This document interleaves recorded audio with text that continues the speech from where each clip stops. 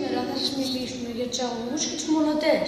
Οι αγωγοί είναι τα υλικά που αφήνουν το ρεύμα να περάσει από μέσα τους. Και οι μονοτές είναι τα υλικά που δεν αφήνουν το ρεύμα να περάσει από μέσα. Για ξεκινά, Βαγγέλη, να μας δείξει λοιπόν μερικά υλικά. Παίρνουμε το αλουμινόφυλλο, έτσι. Θα πάρουμε το αλουμινόφυλλο και θα δοκιμάσουμε να δούμε αν είναι αγωγός ή μονοτής.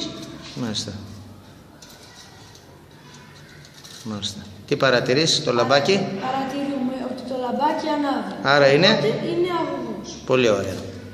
Για πάρε τώρα τη χαρτοπετσέτα. Θα δοκιμάσουμε να δούμε με μια χαρτοπετσέτα αν είναι αγωγός ή μονοτής. Το μπορούμε να το κάνουμε και με ύφασμα, Παρατηρούμε ότι το λαμπάκι δεν είναι ανάψει. Άρα είναι μονοτής. Πολύ ωραία.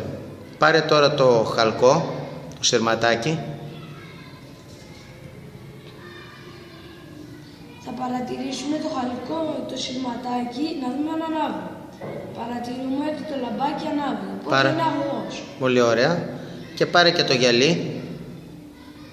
Επάνω στο στόμιο να το πιάσεις, έτσι, μπράβο. Θα πάρουμε ένα ποτήρι να δοκιμάσουμε να δούμε αν είναι αγωγός ή μονοτής. Είναι? Παρατηρούμε ότι το λαμπάκι δεν ανάβει. Το γυαλί είναι μονοτής. Πολύ ωραία. Για να πάμε τώρα, έλα Μάνο, εσύ να μας πεις τα δικά σου. Να πάρεις άλλα υλικά. Το καλαμάκι. Και θα δούμε άμα είναι αγωγός ή μονοτής. Άμα ανάψει το λαμπάκι. Αν δεν μπαίνει εκεί, βάλ' το στο στόμιο. Στο στόμιο βάλ' το.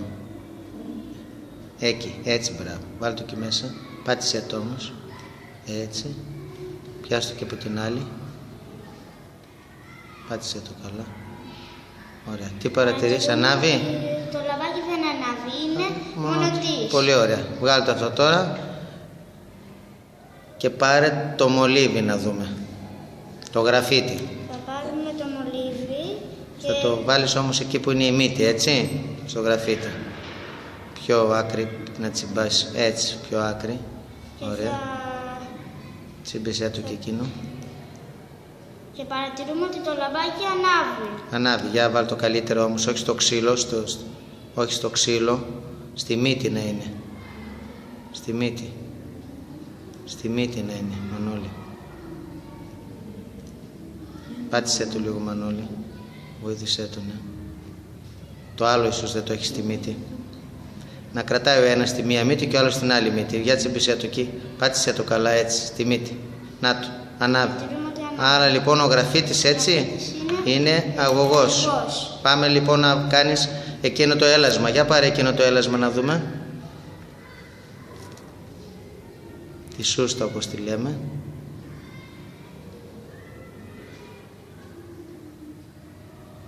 Παρατηρούμε ότι το λαμπάκι ανάβει. Μάλιστα, είναι μέταλλο λοιπόν, οπότε περνάει το ρεύμα. Ωραία. Πάρε τώρα το λαστιχάκι. Για να δούμε το λάστιχο, το πλαστικό δηλαδή. Είναι ο πλαστικό αυτό, να δούμε αν είναι μονοτής ή αγωγός. Παρατηρούμε ότι δεν ανάβει. Δεν ανάβει. Είναι μονοτής. Πολύ ωραία. Και τελευταία θα μας πάρεις και το ξύλο από καλαμάκι. Για να δούμε αν και το ξύλο είναι αγωγός ή μονοτής.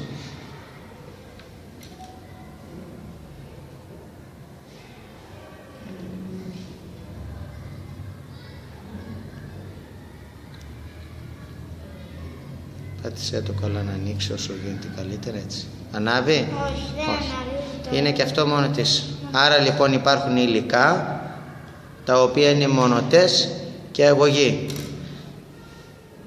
Ποια από αυτά τα υλικά θα έλεγες ότι είναι αγωγή τώρα, Βαγγέλη, εσύ? Να τα πούμε. Το αλουμίνιο. Το αλουμίνιο, το καλώδιο. Που είναι από χαλκό. Ο γραφίτης. Μάλιστα. Και το σύλλογο. Μάλιστα. Για πες μας και εσύ μερικά από αυτά που είναι μονοτές και δεν αφήνουν να περάσει το ηλεκτρικό ρεύμα. Ξύλο. Το καλαμάκι. Πολύ ωραία. Το λαστιχάκι. Ωραία. Το γυαλί. Και το σχοινάκι. Έτσι. Πάρα πολύ ωραία. Ευχαριστούμε πολύ.